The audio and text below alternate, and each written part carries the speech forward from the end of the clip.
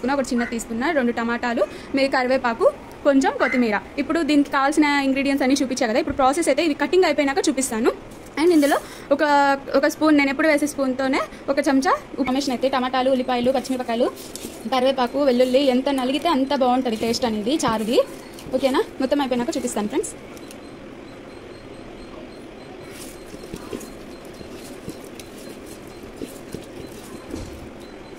చూసారా ఇందాక ఎలా ఉన్నాయి, ఇప్పుడు ఎలా ఉన్నాయో ఇలాగ మెత్తగా మెదుపుకోవాలి. పోసేసుకున్నాను. నేను చింతపండు రసంలోకి వాటర్ అయితే వేసుకున్నాను. ఇందాక వాటర్ వేడి కదా, అందుకోసం ఇందులో పోసేసుకున్నాను. ఇప్పుడు చల్లగా వేసుకున్నాను. ఇది ఇప్పుడు మనము గుజ్జు అనేది తీసేసి ఇందులో కలిపేసుకున్నాము. ఇదండి ఫ్రెండ్స్, చింతపండు రసం అయితే తీసేసుకుంటున్నాను. ఇదిగోండి, స్టవ్ అయితే బంద్ చేసేసుకున్నాను కదా ఫ్రెండ్స్. ఇప్పుడైతే మనం చారులో కలిపేసుకుంటే సరిపోతుంది. చారు చూడండి ఫ్రెండ్స్ ఎంత మంచిగా ఉడుకుతా ఉందో. ఇప్పుడు కొంచెం ఇందులో వేసేసుకున్నాము చారు.